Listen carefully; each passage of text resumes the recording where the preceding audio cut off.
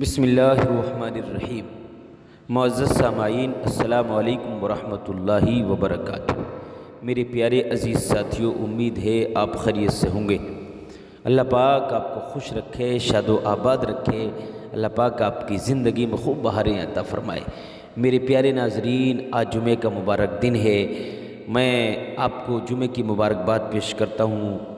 آپ کو جمعے کا دن خوب مبارک ہو، بہت بہت مبارک ہو آپ کو، آپ کے بیوی بچوں کو، سب کو جمعے کی مبارکبادیاں اللہ تعالیٰ مبارکبادیاں عطا فرمائے۔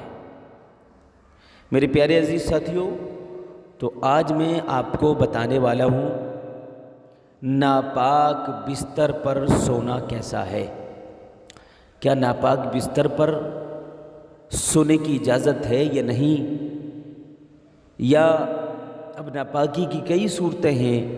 ایک تو بچہ پیشاب کر دے بستر پر، یہ ناپاک ہو گیا، اور دوسری ناپاکی یہ ہے کہ میاں بیوی تھے، دونوں نے بستر پر ہم بستری کی اور اس پر منی وغیرہ لگ گئی، تو اس بستر پر سونے کی اجازت ہے یا نہیں۔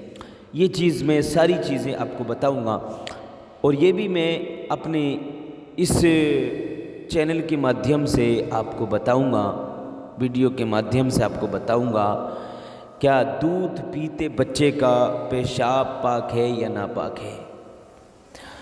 اور یہ بتاؤں گا عوام میں جو مشہور ہے کہ داہنے پیر کا انگوٹھا ایسے اپنی جگہ سے نہ ہلے جیسے کہ کیل گاڑ دیتی ہیں، تو کیا یہ بات صحیح ہے؟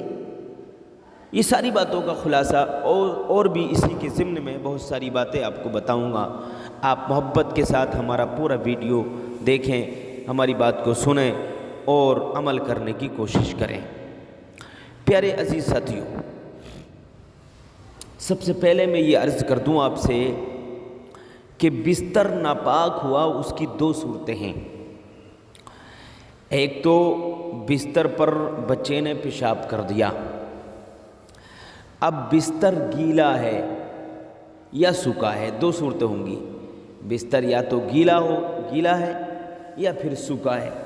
بچے نے پیشاب کر دیا اور کچھ دیر تک بستر کے پاس کوئی پہنچا نہیں، تو بستر جو تھا وہ سوکھ گیا، تو اس سوکھے ہوئے بستر پر کوئی بیٹھے گا تو اس کے کپڑے خراب نہیں ہوں گے، وہ ناپاک نہیں ہوگا، اس کی نمی اگر اس کو نہیں لگے گی تو۔ دوسری صورت یہ ہے کہ بستر ابھی بھیگا ہوا تھا، پیشاب ابھی کیا ہوا تھا، اور کوئی شخص آ کر بیٹھ گیا، تب ناپاک ہو جائے گا۔ سوکھا نہیں تھا، گیلا تھا، گیلے پر اگر بیٹھا تو ناپاک ہو جائے گا۔ یہی مسئلہ میاں بیوی نے ہم بستری کی اور اس پہ منی لگی ہوئی تھی، اور وہ منی سوکھی نہیں تھی بلکہ گیلی تھی، یعنی سوکھی ہوئی نہیں تھی، بستر سوکھا ہوا نہیں تھا، کوئی آدمی بیٹھ گیا اور گیلے بستر پر بیٹھا تو پھر ناپاک ہو جائے گا۔ یہ بستر اس کو بھی ناپاک کر دے گا جو پاک انسان تھا، کیونکہ گیلا ہے۔ اب دوسری صورت یہ ہے کہ بستر سوکھ گیا، منی وغیرہ سوکھ گئی، جو ناپاکی تھی وہ سوکھ گئی، اب یہ سوکھے ہوئے پر اگر بیٹھا ہے تو پھر یہ ناپاک نہیں ہوگا۔ یہ دو صورتیں ہو گئی۔ اب تیسری صورت ایک اور ہے اس کے اندر، وہ تیسری صورت یہ ہے میرے بھائیوں کہ بستر سوکھا ہوا تھا، پیشاب کیا وہ بھی سوکھ گیا، یا میاں بیوی نے ہم بستری کی، منی یا ویریے وغیرہ جو لگا ہوا تھا، جو ناپاکی لگی تھی وہ بھی سوکھ گئی، لیکن جو انسان بیٹھنے والا تھا اس کے کپڑے گیلے تھے، وہ بھیگا ہوا تھا، گیلا تھا، پانی میں شرابور تھا یا پسینے میں شرابور تھا۔ اب بہرحال کہنے کا مقصد یہ ہے کہ یہ بھیگے ہوئے اس کے کپڑے تھے، یا پسینے میں بھیگے ہوں یا پانی میں بھیگے ہوں، بہرحال بھیگے ہوئے تھے، تو یہ بھیگا ہوا اگر بیٹھا بستر پر تب بھی ناپاک ہو جائے گا۔ سمجھے؟ یہ صورت ہو گئی۔ اب ایک مسئلہ اور ہے عوام میں، جو لوگوں میں باتیں ہوتی ہیں، عوامی باتیں ہیں، یہ عوامی غلط فہمی کہ جو لوگ شکار ہیں ان کو آج میں واضح کر رہا ہوں، ان کو صاف کر رہا ہوں۔ میرے عزیزوں، کچھ لوگ یہ کہتے ہیں کہ بیوی سے جب ہم بستری کرتے ہیں تو سارے کپڑے ناپاک ہو جاتے ہیں، سارے کپڑے ناپاک ہو جاتے ہیں۔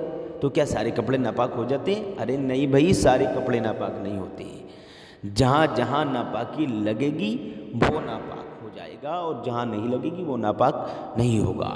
ہاں دوسری صورت یہ ہے کہ آپ پاک کپڑے، یعنی ہم بستری تو آپ نے کر لی اور جہاں ناپاکی لگی وہ کپڑا ناپاک ہو گیا، وہ جگہ ناپاک ہو گئی، سمجھے، جس جگہ منی لگی وہ جگہ ناپاک ہو گئی، سارے کپڑے ناپاک نہیں ہوئے، اگر منی نہیں لگی ان پر تو وہ ناپاک نہیں ہوئے، اور منی لگ گئی ہے تو پھر ناپاک ہو گئے۔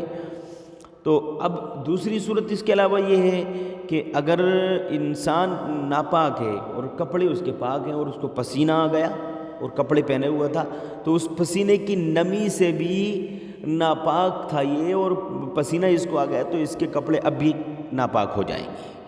تو سمجھ میں آ گیا آپ کو مسئلہ کیا ہے کہ جس جگہ آپ کپڑے پہنے ہوئے تھے، ہم بستری آپ نے کی تو منی کپڑوں کو نہیں لگی، آپ نے احتیاط سے ہم بستری کی تو آپ کے کپڑے خراب نہیں ہوں گے، سمجھے۔ اور اگر اب ان کو منی لگ گئی، جگہ جگہ ناپاکی اس کو لگ گئی تو پھر کپڑے ناپاک ہو گئے، اور پسینہ اگر آپ کو آ گیا تب بھی کپڑے ناپاک ہو جائیں گے۔ یہ بات تو واضح ہو گئی۔ اب دوسری طرف ہم چلتے ہیں کہ کچھ لوگ یہ کہتے ہیں کہ آدمی کا، عورت ہو یا مرد ہو، اس کا سطر کھلنے سے، بدن دکھنے سے وضو ٹوٹ جاتا ہے۔ تو دیکھیے یہ بات بھی بالکل غلط ہے۔